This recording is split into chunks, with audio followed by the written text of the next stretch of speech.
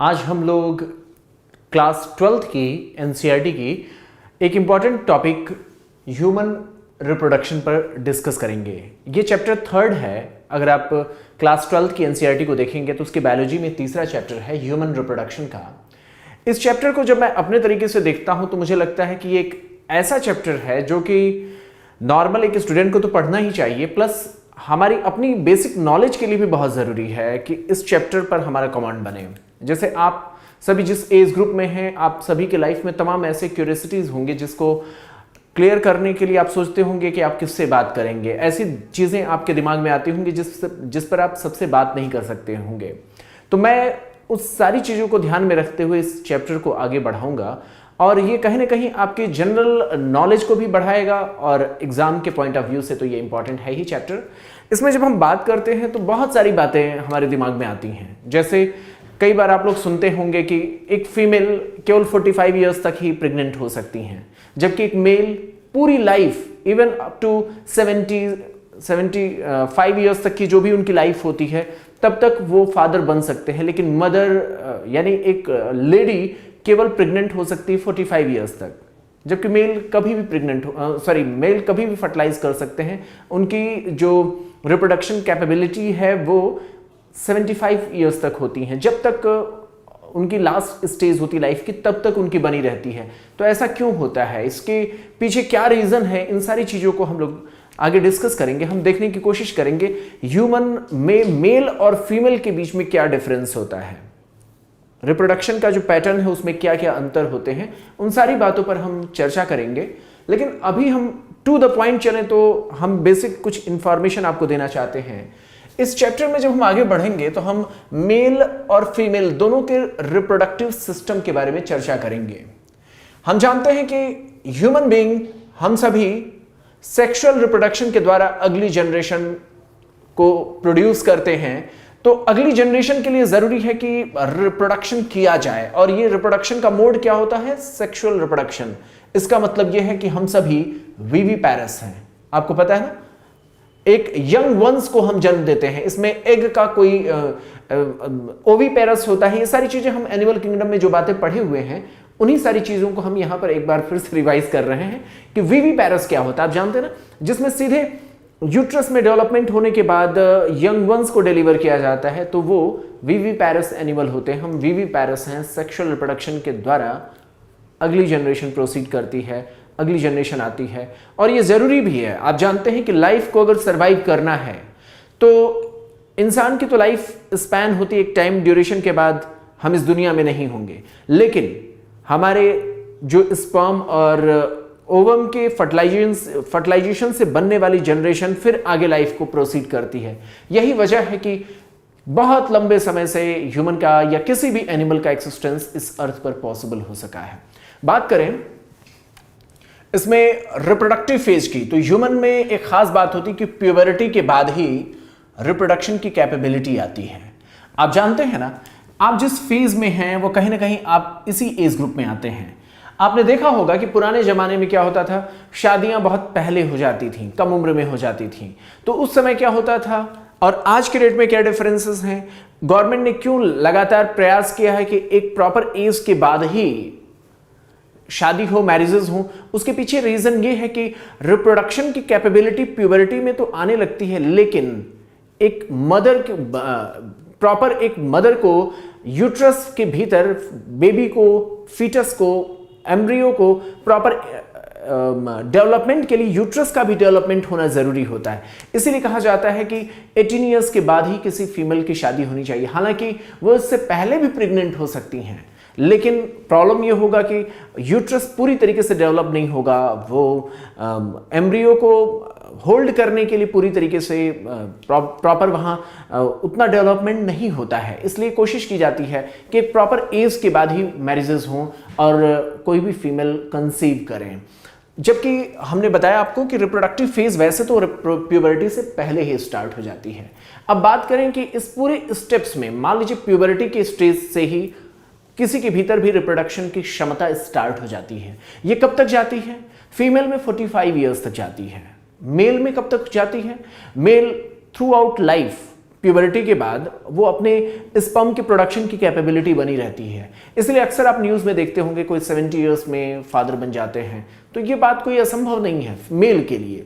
Female के लिए असंभव सी चीज़ इसलिए होती है क्योंकि उनकी मेंस्ट्रुअल साइकिल एक टाइम पीरियड के बाद बंद हो जाती है और उसके बाद उनकी बॉडी के भीतर एग्स का जो फॉर्मेशन की जो प्रोसेस है वो रुक जाती है। इस वजह से वो 45 इयर्स के बाद नॉर्मली फीमेल प्रेग्नेंट नहीं हो पाती हैं। इन सारी चीज़ों को हम आगे डिस्कस करेंगे, लेकिन अब हम एक जनरल टर्म पे बात कर रहे हैं कि उस एज ग्रुप पर बात करेंगे जहां पर मेल और फीमेल दोनों ही कैपेबल हैं अगली जनरेशन को प्रोड्यूस करने के लिए, यानी मेल और फीमेल दोनों ही कैपेबल हैं रिप्रोड्यूस करने के लिए। तो उस दौरान दोनों के भीतर क्या क्या चेंजेस होंगे उन सारे स्टेप्स पर बात करें तो यहां हम देखेंगे मेल और फीमेल दोनों के बॉडी के भीतर जो उनके रिप्रोडक्टिव ऑर्गन्स हैं उसमें सबसे पहले अगर मान लीजिए एक रिप्रोडक्शन की प्रोसेस हो रही है जिसमें हम इमेजिन करें कि एक साइड में फीमेल है और दूसरे साइड में मेल है, तो ये मेल और इस फीमेल के बॉडी के भीतर क्या क्या एडवांसमेंट हो रहे होंगे उन सारी चीजों पर अगर हम डिस्कस करें तो हम जानते हैं कि इनके जो रिप्रोडक्टिव ऑर्गन्स हैं, चाहे ओवरी हो चाहे टेस्टिस हो, उसमें सबसे पहले गैमेट्स का फॉर्मेशन होता है, गैमेट्स बनते हैं। आप जानते हैं ओवा ओवरी में, वहीं टेस्टिस में स्पर्म्स का फॉर्मेशन होता है। इसके बाद क्या होगा फीमेल की बॉडी में, आप जानते हैं बहुत सारी चीजें आपको पता होंगी, मैं उसको बस शॉर्ट आउट करता हूं। नेक्स्ट स्टेप होता है इंसेमिनेशन। इंसेमिनेशन में क्या होता है स्पर्म्स का ट्रांसफर फीमेल के जेनिटल ट्रैक्ट में करना एक नेक्स्ट प्रोसेस होती है। मेल और फीमेल के गैमेट्स के मिलने के लिए जरूरी है कि स्पर्म को फीमेल के जेनिटल ट्रैक्ट में ट्रांसफर किया जाए।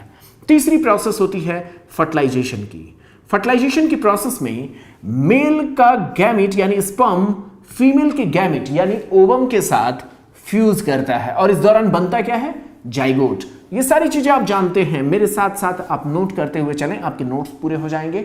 एनसीईआरटी के आधार पर मैं समझा रहा हूं, पूरी कोशिश करूंगा कि जितना एनसीईआरटी ने आपको बोला है उसी रेंज में रहें और पूरा कॉन्सेप्ट आपका क्लियर होना चाहिए। ये टॉपिक बहुत इंपॉर्टेंट है, हमारे डेली लाइफ से जुड़ा हुआ है और कई ऐसे सवाल होंगे, कई आपके मन में हेजिटेशंस होंगे, उन सारी चीज़ों को जिसकी वजह से आप बहुत सारी बातें आप लोगों से डिस्कस नहीं कर पाते होंगे, उन सारी चीज़ों को हम डिस्कस करेंगे।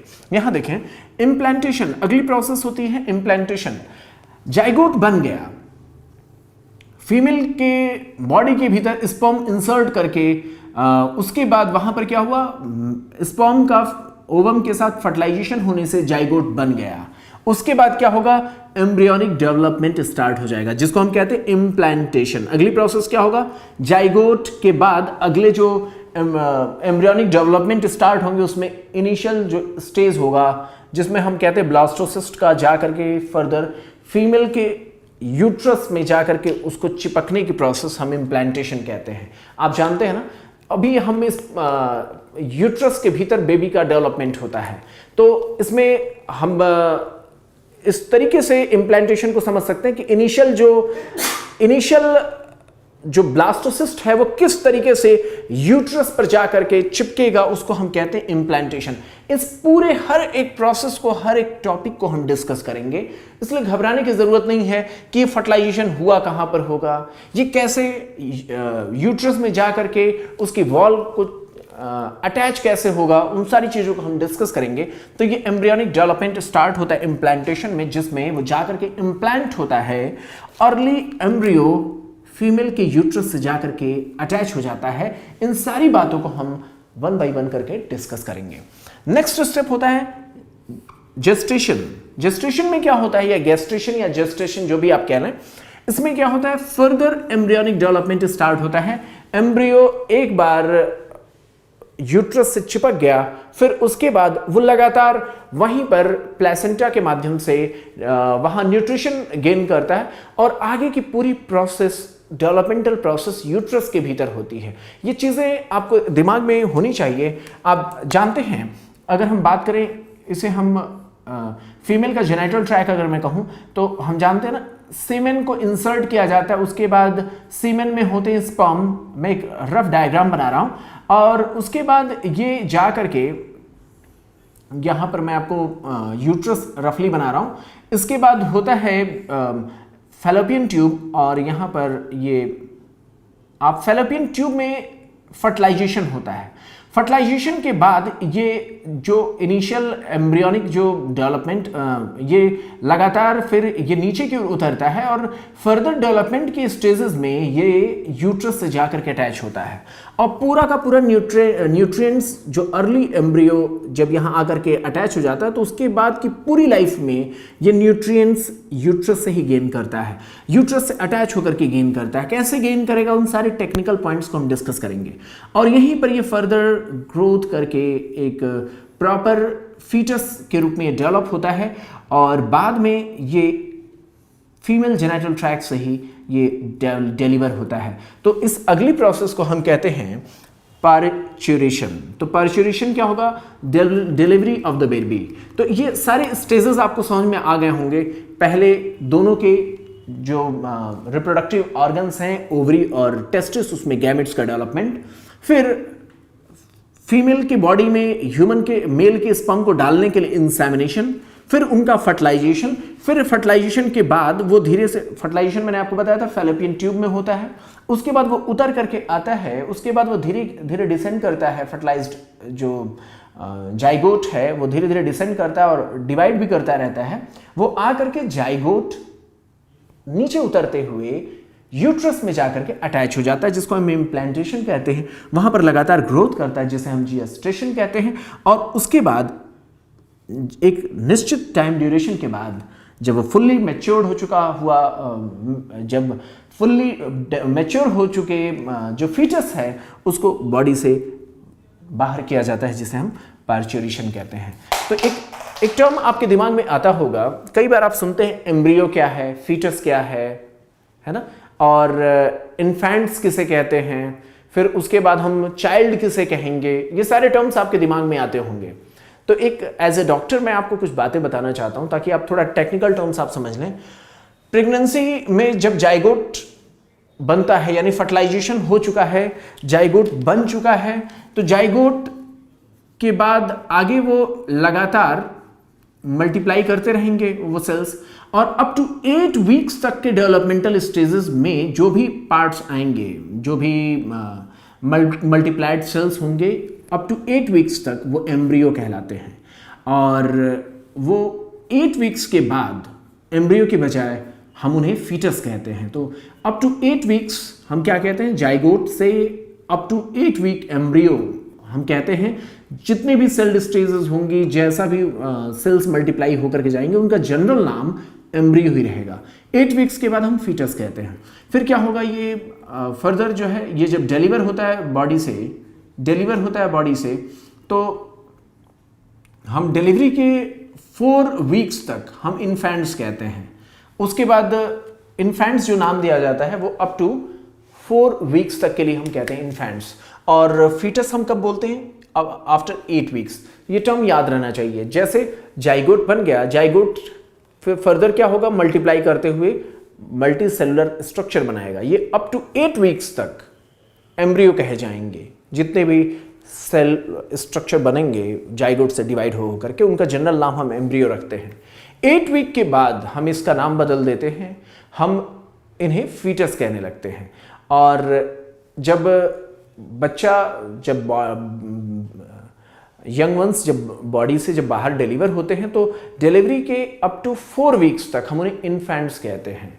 ये टर्म आपको पता होना चाहिए। थोड़ा सा एक जनरल इंफॉर्मेशन है जो कि हमें पता होना चाहिए क्या कॉन्सेप्ट है इसका।